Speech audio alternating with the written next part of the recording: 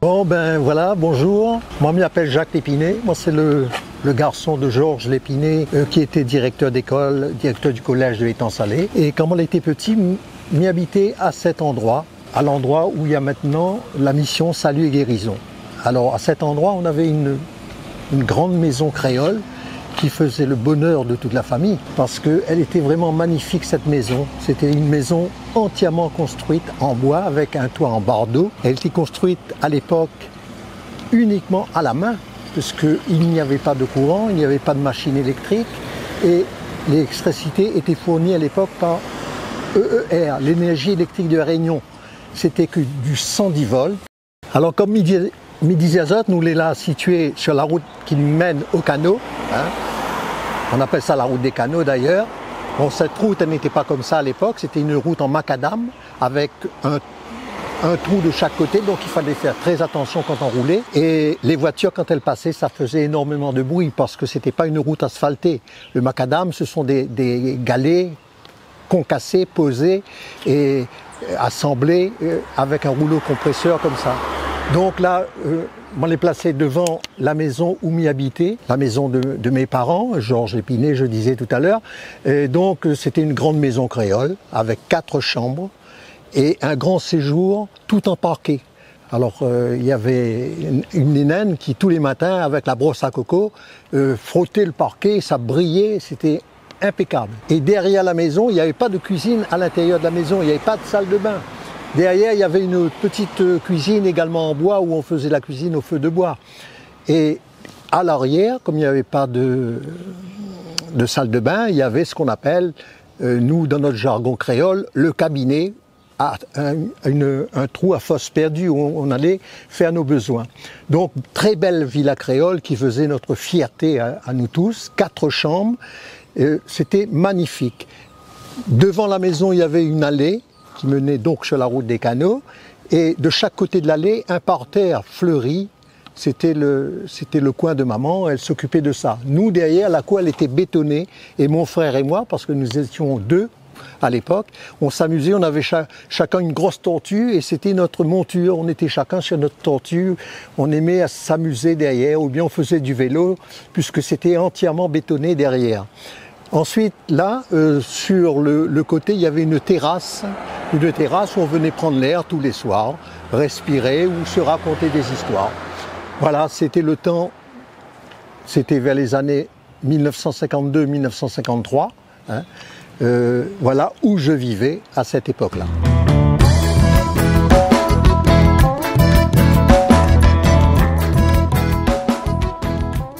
Alors, comme on n'habitait pas très loin, il y avait juste à côté de chez nous cette boutique-là qui appartenait au Chinois Tisson, qui ensuite a quitté l'Étang-Salé, qui est allé s'installer à Saint-Louis, et c'est Maxime Achine qui a repris la boutique.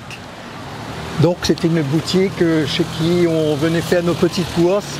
À l'époque, vous savez, c'était le système de carnet, tout se notait sur le carnet, et on venait payer à la fin du mois. Mon grand-père possédait également une boutique qui se trouve ici, mais qui n'a pas duré malheureusement parce que les gens ne payaient pas avec ce système de carnet. De Tisson, et juste à côté de la boutique de Tisson se trouvait la maison de mon grand-père, Achille Lépiné. Alors cette maison, c'était une grande bâtisse en bois avec un étage qui était vraiment une caverne d'Ali Baba pour nous, puisque à l'intérieur de cet étage-là, on trouvait de tout. Et je me souviens de quelque chose, c'est une canne, et avec cette canne, on appuyait un petit bouton et il y avait une lame qui sortait de la canne. Et mon grand-père me disait que ça appartenait à son papa et que son papa tuait même des personnes avec ça. Mais je suppose qu'il disait ça pour nous embêter et nous faire peur. Alors donc, voilà l'endroit où se trouvait la maison de mon grand-père. Ici, il y avait juste devant 2 grosses touffes de vétiver. Et quand c'était Pâques, ma tante Gabi, qui cachait des œufs de Pâques à l'intérieur, et nous les enfants s'amusaient à venir chercher des œufs de Pâques. Bien sûr, il n'y avait pas de trottoir, il y avait un petit pont pour entrer chez grand-père. Là, il y avait un mur en pierre sèche, et là, il y avait un petit portillon, et un petit souvenir que mon nana, c'est que à la sortie de l'école, grand-père sortait une petite table qu'il mettait là avec des petites mains de bananes dessus. Et les mamans à l'école, quand ils sortaient, ils achetaient ces bananes. C'était 5 francs CFA, le petit tas de bananes. Et il faisait plaisir aux mamans parce qu'ils n'avaient pas rien trop à manger dans notre maison. Et avec ce petit tas de bananes, ils repassaient chez le Chinois d'à côté qu'on a vu tout à l'heure acheter un macatia. Oui, alors donc nous sommes dans le chemin qu'on appelait le chemin Charbonnier et nous arrivons à l'école. L'école qui était le collège et l'école primaire. Papa, il a eu son premier poste d'instituteur à Salazie, puis son deuxième poste à la Ravine des Cabris. Et en 1947, il fut nommé à l'étang Salé et il resta jusqu'à la fin de sa carrière. En 1953, il a pris la direction de l'école primaire et en 1955, la direction du collège lui fut confiée. Et en fait, le collège consistait en une sixième, une cinquième, une quatrième, une troisième et c'était les 4 classes qui étaient en haut. Le reste était que du primaire. Il avait donc à sa charge la direction et de l'école primaire et de l'école et du collège qui s'appelait à l'époque le cours complémentaire. Comme on n'habitait pas très loin, juste à côté d'où l'on vient là, mais papa, tous les dimanches, il venait travailler, son bureau était juste là, il avait du travail par-dessus la tête parce qu'il faut se dire qu'à l'époque, il n'avait pas de secrétaire, il faisait tout lui-même, tout. Alors donc il préparait ses cours parce qu'il enseignait également, il enseignait le français en 6e, il enseignait l'histoire et la géographie en 3e. Et donc il préparait ses cours, il s'occupait du travail administratif et de l'école primaire et du cours complémentaire. Ensuite le collège donc, qui a été construit, je le rappelle, en 1957, hein, la route elle n'était pas asphaltée, hein, c'était une route de terre quasiment. Construit en 1957. À cette époque, les élèves étaient vraiment malheureux. Ils venaient à l'école pieds nus, avec un petit chapeau sur la tête. C'était vraiment d'une misère. Et moi, personnellement, j'étais en classe au cours préparatoire, ici, là, où il y a la bibliothèque André Malraux. Et tout ça, il y avait des écoles, des classes, des petites maisons créoles qui servaient de classe. Moi, j'étais au fond, au cours préparatoire avec Madame Lapierre-Hecton, que je remercie d'ailleurs de m'avoir appris à lire à cette époque. 60 gamins dans sa classe, vous vous rendez compte où ça, aujourd'hui, ils trouvent encore des affaires comme ça. Avoir 60 enfants dans une classe, ben, il faut le faire. Hein. Et à la sortie du cours préparatoire, ben, moi, on est venu ici, dans une autre petite salle de classe qui était là. C'était la classe de M. Serge Cadet. Hein. Autant de gamins dans la classe, autant de gamins. Et j'ai fait mon cours élémentaire 1 et mon cours élémentaire 2 ici, avant de passer dans l'école qui est à côté, au CM1 et au CM2 avec M. Kabidi-Edouard, qui est un personnage quand même très connu sur l'étang Salé.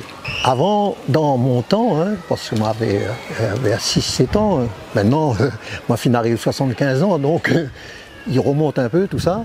Moi, plus trop les souvenirs, mais enfin, il revient des flashs de temps en temps. Alors, à l'époque, le jeudi, c'était les vacances scolaires. C'était le jour sans école, quoi. Il y avait plus le catéchisme. Ce jour-là. Donc les seules distractions qu'on avait, ben, c'était jouer canette. À l'époque, nous dit ça, jouer canette, jouer au billes, ou sinon jouer la roue. Nous t'es pousse la roue dans ce chemin-là, puisque n'avait pas trop de voitures à y passer, ou bien nous t'es joué ballon dans la cour de l'école à côté. L'école était ouverte, tout le monde pouvait entrer et circuler. Maintenant, c'est plus comme ça, heureusement.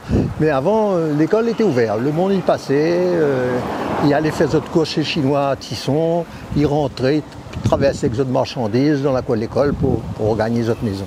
Donc tu viens jouer ballon, tu es là. Voilà nos distractions. Ou sinon, la ravine des Chenets, juste à côté, derrière moi. Là. Alors là, donc, nous sommes au bout de l'école, au niveau de la ravine des Chenets. Hein, c'est là que me disait tout à l'heure que quand la pluie tombe beaucoup, il formait un bassin dans le fond là, et nous te viens baigner. Avec camarades, quand on avait point l'école, nous te viens baigner, t'es là. Et ce pont-là, ça me fait penser à quelque chose. Ben, à l'époque, tu appelles ça le pont des soupirs.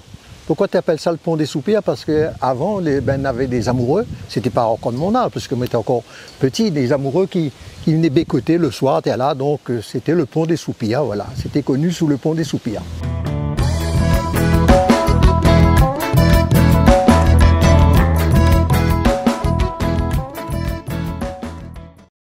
Alors là, nous sommes au sable. Le quartier dit les sables, c'est-à-dire c'est transformé aujourd'hui en zone industrielle. Mais à l'époque, ce quartier-là et les terrains avoisinants là appartenaient à mon grand-père, Achille Lépiné. Il cultivait des pastèques, du maïs, des petits pois et tout. Donc il passait son temps là, il descendait en charrette-bœuf. Et à son décès, papa a repris le relais. Papa a repris le relais, lui aussi faisait un peu de pastèque, un peu tout ça, après son travail d'école bien sûr. Et ensuite, plus tard, je ne sais plus, dans les années peut-être 80, il a vendu tout. Il a tout vendu et voilà. Cette zone industrielle s'est montée ici sur ce quartier-là, le quartier des Sables.